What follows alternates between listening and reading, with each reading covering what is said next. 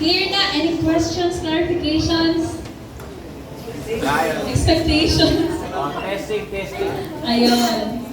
So, andyan dyan si Kuya Nico para i-check kung tama ba yung babasahin nyo. Andyan si Kuya Yayan para abutan ng mic kung sino yung unang tatayo. Again, sa tatayo po, dapat yung pages na babasahin nyo is tama na. Kasi pag nag-flip kayo, mapupunta siya sa gustong mag-steal or sa next na tumayo.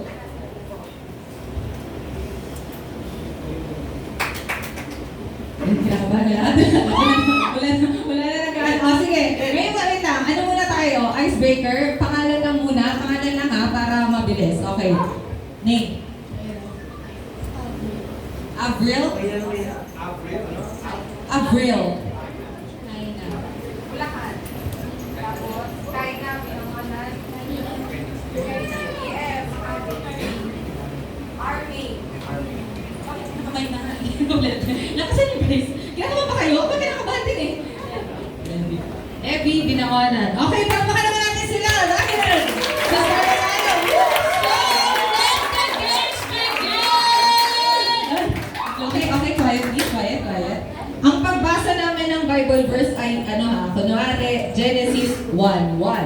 Genesis 1 verse 10. Ganon, para clear yung number. Kasi baka magulat kayo kung 14 o 40. Okay? So, isa-isa yung number. Okay, game na. Game na talaga. Game na. Okay. First, Yung Bible, pakitaas ng taas Bible. muna, close. Yan. Yung Bible dito. Bakit yung kamay pinataas mo? Okay, game. Okay, para sa ating unang Bible verse. Taas ang Bible. Okay. Para sa ating first Bible verse. Okay. Unang Bible verse, Romans chapter 1 to verse 2. Again, Romans chapter 1 to verse 2. Go!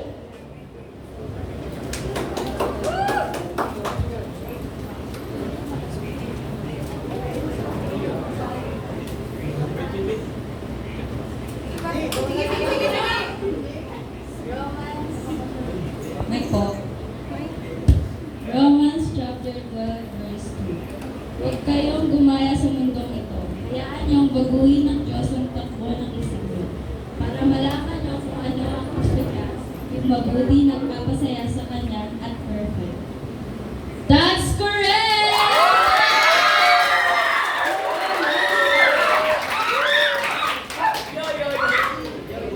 Okay, so 1 points po for Shibana.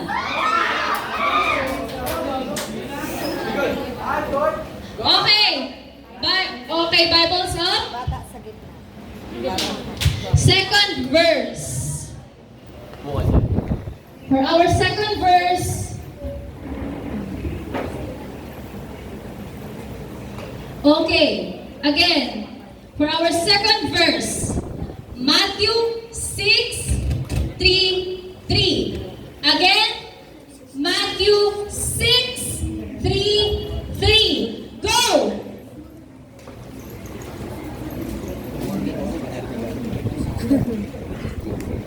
Ano, palit naman na tayo. Ano? Pero higit sa lahat, unahin niyo ang kaharian ng Diyos at ang pagsunod sa kalooban niya at ibibigay niya sa inyo ang lahat ng mga bagay na ito. That's correct! This one is for Makati! Ay, grabe yung sigawan naman Okay. yan. Sige na, next! Okay, sunod-sunod na tayo for our next verse. Bible's up. Okay, next verse.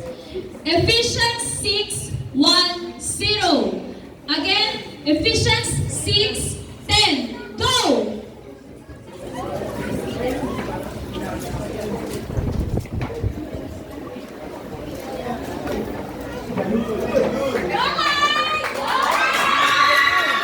Basta, Ephesians 6:10.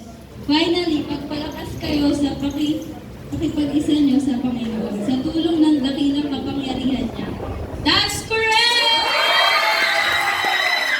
Okay, correct. So, Binawanan, pagtayo Okay? Pero kalmahan nyo lang guys, para marinig natin. Next verse. Okay, Bible's up.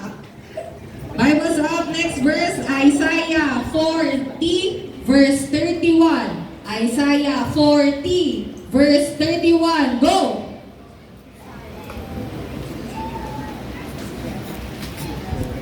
Hindi sila sanay sa ano. Hindi sila sanay sa ano. Sa Bible. Hindi, kasi di ba mas... Isaiah 40 verse 31. Pero ang mga nagtitiwala kay Lord ay muling lalakas. Lilipad sila na parang mga agila. Tatakbo sila pero hindi makapagod. Lalakad pero hindi manghihina. Okay, point for binangon ng tulis.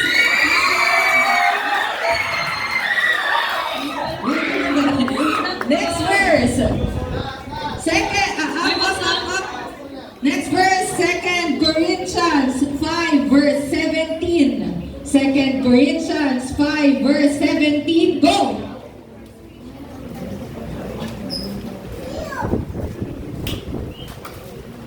Hindi nakikita.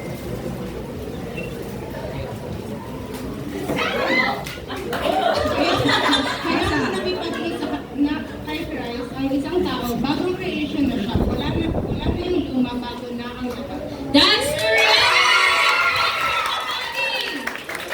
Next verse. Bible's up. Up agad ah.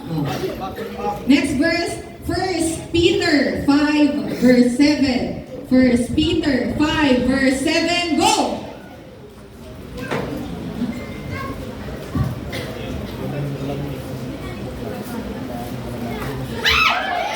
Ay, may mga sumisigaw. Go! Gusto niya ang lahat ng mga pinaproblema niya kasi concerned siya sa That's correct!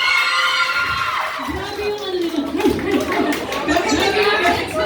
context. Okay, Bible's up. Bible's up. 7th verse na ta. 7 over 15. Okay? Next verse, Psalms 91, verse 11. Psalms 91, verse 11. Go!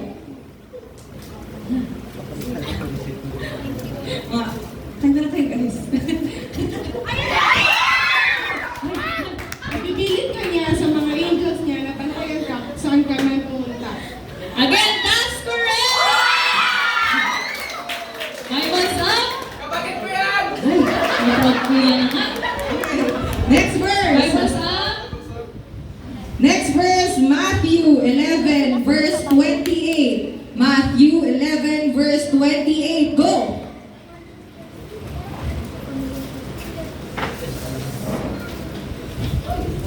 Alam ko yan. Lumapit kayo sa akin kayong lahat na napapagod at may nabibigat na sa anin at ibibigyan ko kayo ng pahinga. I will give you rest. That's correct! Hindi na nga ba ang mahati tagi? Okay. 9th verse. Taas. Bible's up. Ang next verse natin ay matatagpuan sa 1 Thessalonians 5, verse 18. 1 Thessalonians 5, verse 18. Go! Sorry.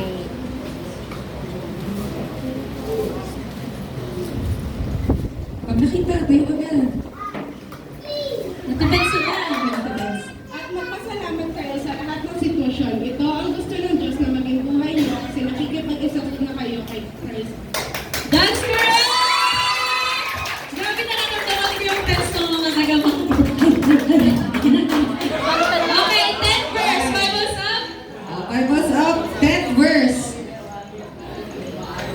Okay. Sa ating pang-sampung verse, Okay lang. Isaiah 9:6. Again, Isaiah 9:6. Go!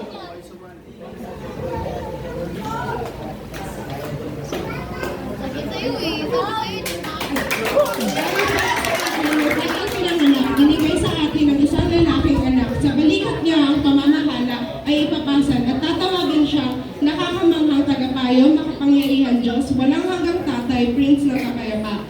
That's correct!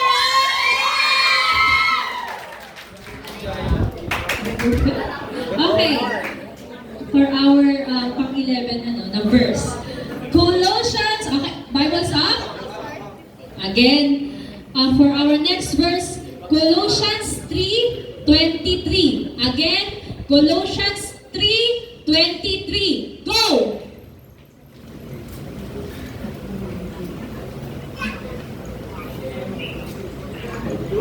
Colossians 3:23. Kahit ano ang ginagawa nyo, gawin nyo to ng buong puso na parang sa Panginoon kayo nag-serve at hindi sa mga tao. That's correct! Bibles up! Tuloy-tuloy na natin. Okay, next verse. Proverbs 4:23. Again, Proverbs 4:23. Go!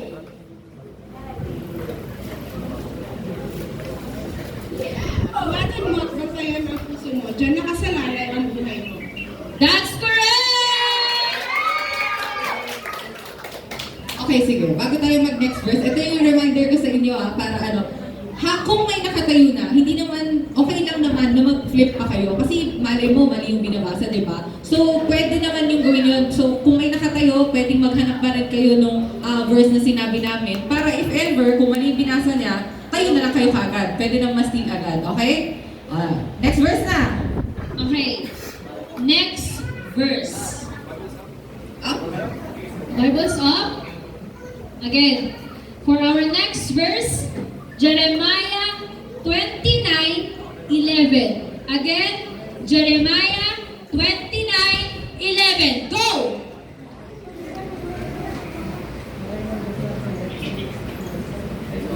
Jeremiah 29:11. Dahil alam ko ang plano ko para sa inyo, mga plano para sa ikabubuti nyo at hindi na ikakasama nyo. Mga planong magbibigay sa inyo ng isang future na puno ng pag-asa. That's correct! Second to the last verse. Second to the last na. Okay, for our second to the last, Bibles up. Okay, second to the last verse is Philippians 4:19. Again, Philippians 4:19. Go! Philippians 4:19. At ibibigay ng Diyos ang lahat ng kailangan nyo galing sa hindi mauubos na yaman niya sa tulong ni Christ Jesus. That's correct! Kaya pa? Last na to guys. Hinga-hinga, hanggang malalim. Inhale. Exhale. Bibles up. Okay. For our last verse. Last verse is Galatians 2:20. Again, Galatians 2:20. Go!